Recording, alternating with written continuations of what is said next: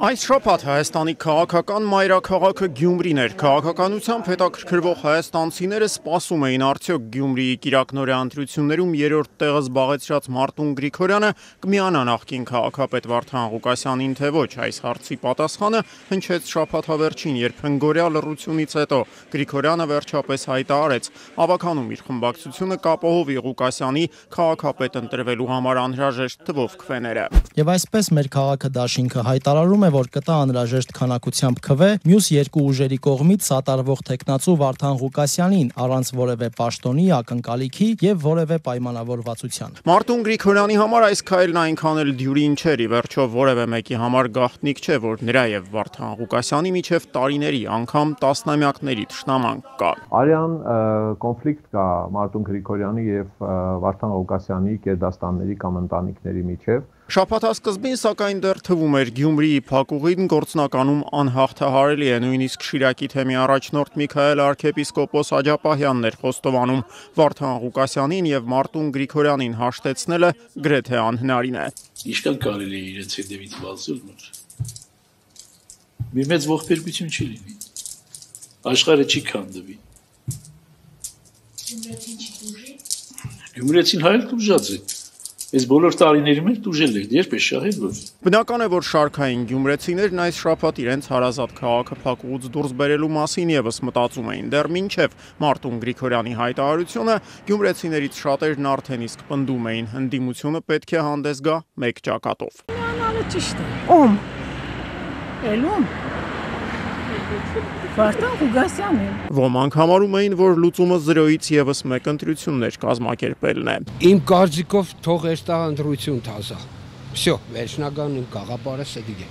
Ինչը քծեմ քաշեմ գա խաղաղություն ամենեցուն կսե։ Թող էստան նորից ընտրության խիստ ռեժիմով արտարծեվով ընտրեն, հալալներ ով որ եղավ։ Որոշ գյումրեցիների առաջարկներն էլ մեղմ ասած ֆանտաստիկայի ժանրից էին։ Սարիգեղներ քաղաքապետ, տեղակալներներ Վարդան Ղուկասյանը լավ կեղներ։ Մնացածներ իրանց համար թող խամխոպան գտնին գործ, գնան աշխատեն։ Չնայած ակտիվ քարոզարշավին, ներդրված ջանքերին եւ իշխող կուսակցության ղեկավարության նախընտրական պարբերական այցերին, քաղաքացիական պայմանագրին այդպես էլ չհաջողվեց անգամ մոտենալ 50%-ի շեմին, շեմ, որի հաղթահարումը միայն թույլ կտար հանրապետության մեծությամբ երկրորդ քաղաքը կառավարել միանձնյա, առանց կոալիցիաներ կազմելու։ Որտեղ մեր քաղաքացիները ինչպես ընտրում են, այդ ընտրությունը մենք հարգում ենք։ Բայց մի տեսակ Ինչի պետք է ուրախ լինել։ Գյումրիում գտնվող քպայականների այս ընկճվածությունը, սակայն ոչինչ էր համեմատած այն տրամադրությունների հետ, որ տիրում էին իշխող կուսակցության ներկայացուցիչների շրջանում փառաքարի ընտրությունների նախնական արդյունքները հրապարակելուց հետո։ Ապրելու երկիր կուսակցության տեխնացու Վոլոդյա Գրիգորյանը 9 բնակավայր ընդգրկող փառաքար խոշորացված համայնքում ջախջախիչ հաղթանակ տարավ, ստանալով քվեների գրեթե 57%-ը։ Տպավորություն կար, որ նման բարձր ցուցանիշը զարմացրել է նույնիսկ հաղթած տեխնացուի աջակիցներին։ Քաղաքապայմանագրի համար այս պարտությունը կրկնակի ցավոտ էր, քանի որ կուսակցությունն այստեղ եւս լուրջ ռեսուրս էր ներգրավել, իսկ իշխանության տեխնացու Լյուդվիգ Գյուլնազարյանի վերընտրության գործը, եթե հավատանք մամուլի հրապարակումներին, հանձնարարվել էր կուսակցության ամենաազդեցիկ անդամներից մեկին, աշխատանքի եւ սոցիալական հարցերի նախարար, քաղաքապայմանագրի արտաքին հարաբերությունների պատասխանատու ծնունդով փառաքարցի Նարեկ Մկրտչյանին։ Ինչու Լյուդվիգ Գյուլնազարյանին ընտրել, որովհետեւ Լյուդվիգ Գյուլնազարյանը կառավարության համար ընկալվում է եւ մեր քաղաքական թիմի համար ընկալվում է իբրև հուսալի գործընկեր, ում միջոցով կարելի է այս համայնքում եւ 9 բնակավայրերում կատարել ամենատարբեր զարգացման ծրագրեր։ Ընտրեք զարգացումը։ Լյուդվիգ Գյուլնազարյան համար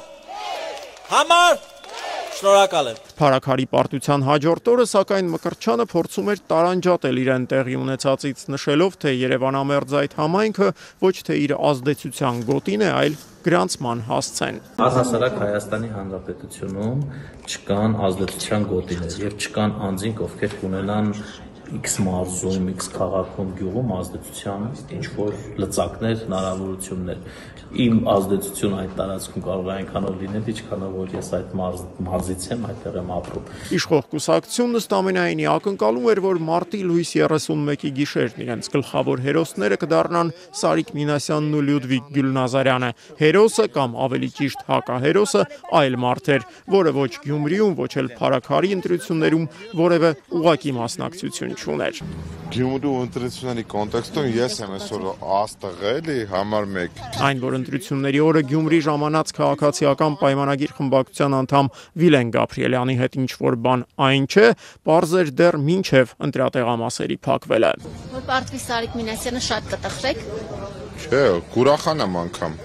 Հրապարակին տված այս հարցազրույցից մի քանի ժամ անց Վիլեն Գաբրիելյանը դեռ Գյումրիի փողոցներում էր արդեն ակնհայտորեն անսթափ վիճակում։ Նա նախ հայհոյեց Եվրամեդիայի լրագրողին։ Ես ինչ-որ նկարի դստե, ով շա հրապարակի է լսար։ Ապա խիստ զարմացավ, երբ լրագրողների մեկ այլ խումբ իրեն ցույց տվեց իր իսկ մասնակցությամբ սկանդալային տեսագրություն։ Այդ ես հայհայում էի։ Բա ինչ էի անում։ Բայց դա դու էր արանքը։ Գաբրիելյանի պահվածքի հաջորդ էտապը ջղայնությունն էր, դրա թիրախում քաղաքապայմանագրի անդամներն էին։ Գալնի դու գնաք սաղը տենկոմի վրա, մի հատ։ Ընդհանրապես բոլորով։ Ես կորոշեմ ինչ եմ խոսում, ինչ չեմ խոսում։ Վերջում էլ ԿՊԱ-ական падգամավորը բավական անսպասելի մի կանխատեսում արեց, որը ստվերեց նույնիսկ իր նախորդ բոլոր ասածներն ու արածները։ Համեցին իշխանությունը փոխվել է, խեմ ես մանդատս վայր դնում։ Այս ամենը կարելի էր ընկալել որպես ալկոհոլի ազդեցության տակ գտնվող մարդու չմտածված խոսքերի շարան, եթե Վիլեն Գաբրիելյանը շարքային ԿՊԱ-ական կամ անգամ շարքային ԿՊԱ-ական падգամավոր լիներ, նա սակայն այդպիսին չէ։ Վիլենը մեր հիմնադիր անդամներից է քիչ մի 20-30 հոգուց մեկն է։ Վիլեն Գաբրիելյանը լայն հանրությանը հայտնի դարձավ 2010-ականների սկզբին որպես Facebook-յան ակտիվիստ։ Այն ժամանակ մեծամասնությունը նրան ճանաչում էր ոչ թե իր իսկական անունով, այլ սոցցանցային մականունով՝ Նավակ Ճոճող։ Հետագայում, երբ հագցուցակով խորհրդարան անցած Նիկոլ Փաշինյանը լքեց խմբակցությունը, Նավակ Ճոճողն առաջիններից մեկն էր, որ կանգնեց նրա կողքին։ Փաշինյանի եւ Գաբրիելյանի մտերմության մասին է վկայում թեկուզ 2013-ի գարնանն արված լուսանկարը։ Դրանում Ռաֆի Հովհաննիսյանի հանրահավաքներից մեկին ներկա Փաշինյանի գլխավերևում անձրևանոց է պահում հենց Վիլեն Գաբրիելյանը։ Հետագայում Գաբրիելյանը դարձավ քաղաքացիական պայմանագրի առաջին վարչության անդամ, 2021-ից էլ падգամավոր էր։ Անցած 3 շաբթին, ապրիլի 1-ը, նրա падգամավորական կարիերայի վերջին օրը դարձավ։ Անցած կիրակի Գյումրի քաղաքում մի մասնակցությամբ այսպես ասած միջադեպերը համարում են ոչ վայել Հայաստանի Հանրապետության ազգային ժողովի падգամավորի վարքին։ Հնաբնակ ԿՊԱ-ականներից եւս մեկը, որի գլխին այս շաբաթ սև ամպեր կուտակվեցին, ֆինանսների նախարար Վահե Հովհաննիսյանն էր։ 5 շաբթի օրը դատարանը բավարարեց մի խումբ փաստաբանների հայցը, պարտավորեցնելով հակակոռուպցիոն կոմիտեին քրեական վարույթ հարուցել նախարարի դեմ։ Պատճառը հետևյալն էր. 2021-ի ամռանը Հովհաննիսյանն իր ֆինանսների փոխնախարար նշանակվելու օրը $1 միլիոն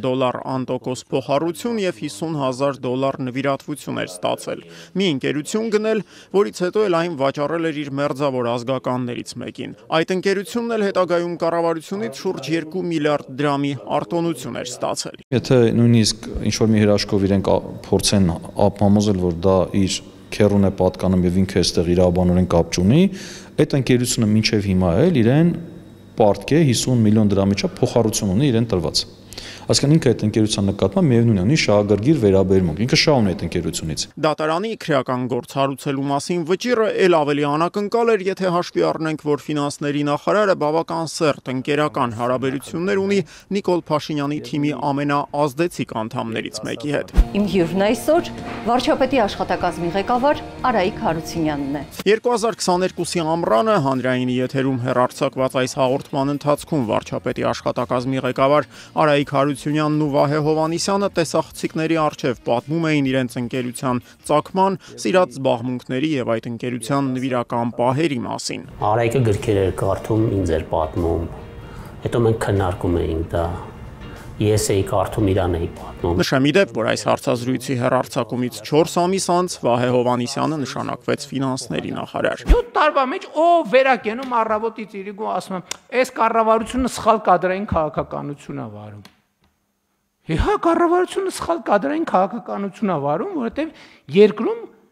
կադրային ճգնաժամ է, մարդկային ռեսուրսի ճգնաժամ է, հարգելի գործընկերներ։ Կան լավ կադրեր, այո, կան լավ կադրեր։ Փոքր խումբ, որոնք 1, 2, 3, 4, 5, 6, 7, 8, 9, 10 միլիոն դրամով աշխատում են Հայաստանում, Հայաստանից դուրս։ Եվ չեն էլ գա աշխատեն կառավարությունում, հələ մի բան չի, 400-500 հազար դրամ ստանան, ամեն ստացած կոպեկի հետ էլ անեծքը հետը տանեն տուն։ Եթե ոչ անեց, ապա առնվազն բարձր ազդանշաններ, այսպես էին արձագանքում երևանցի վարորդները երկուշաբթի օրը Երևան ժամանած Գերմանիայի նախագահին։ Անձամբ Ֆրանկ Վալտեր Շտայնմայերի դեմ, սակայն վարորդները ոչինչ չունեին, պարզապես նրա շարասյան տեղաշարժերը կաթվածահար էին արել քաղաքի կեսը, նաև անախորժ միջադեպերի պատճառ դառնալով։ Վերածվեցի քաշ քշելով հանեքցել են դուրս ելել։ Ոչ էլ ասել են դուրս եկեք, ես դուրս չեմ եկել։ Երկուշաբթի 40-ամյա Էդգար Այվազյանը շտապում էր պապի հուղարկավորությանը, երբ մայրաքաղաքի կենտրոնում հայտնվել է երկարատև խցանման մեջ, կողքի վարորդների պես զայրացել ու ազդանշան տվել։ Հայհոյանք ընդհանրապես չի եղել, սիգնալ է եղել։ Այս շաբաթ բռնության էին ենթարկվում ոչ միայն խցանման մեջ գտնվող վարորդները, նույն ճակատագրին արժանացան Նուբարաշենի բանտի 5-րդ հարկում պահվող ՑՄԱ ազատ ազրկվածները։ Իսկ ով ասում որ բռնություն է կիրառվել։ Ինչ է։ Ընդհանրապես ստանդարտ գործողություն խցերի խոզարկության հետ կապված։ Արդարադատության նախարարի խոսքով ապրիլի 3-ին իրավիճակը Նուբարաշենի բանտում սրվել էր այն բանից հետո, երբ բանտարկյալները բողոքի ակցիա էին իրականացրել այրելով ներքնակները։ Իրավապաշտպանների պնդմամբ լարման պատճառը շատ ավելի անմեղ էր, կալանավորները գողական ինչ-որ երգ էին երգել։ Պարոն Բեգոյան, լսում եմ ձեզ, պարոն քաղաքապետ։ Ասում են, որ դուք ծառեր եք կտրում։ Երևանի կենտրոնի ծառահատումների թեման այս շաբաթ կրկին հանրային ուշադրության կենտրոնում էր ի տարբերություն երևանցիների զգալի մասի քաղաքապետարանի ղեկավարության մոտ ծառերի հատման մասին խոսակցությունները տխրություն չէ, որ առաջացնում էին։ Պարոն քաղաքապետ, ցավոք սրտի այնտեղ դեռ այդ ինչ ծառեր, որ կտրել ենք դիմացի հատվածում մի քանիսը մնացել են, դրանք թեղիներ են, կարող են տեսնել, թե ինչ ծառեր են կտրում։ Եվ մինչ քաղաքապետարանի պաշտոնյաները հրճվում էին Ավինյան-Բեգոյան երկխոսությունից, ռուսաստանցի ռելոկանտներն էին, որ անում էին այն, ինչով իրականում պետք է զբաղվեր հենց քաղաքային իշխանությունը, մաքրելով Կասկադին հարող տարածքը։ В нескольких метрах от каскада происходит полный трэш. Куда столько мусора? Закончили. Ребята и команда неравнодушных ереванцев делают каждые выходные город чище. Например, на этой локации собрали уже больше 300 мешков мусора. За мной целая гора крупногабаритного хлама.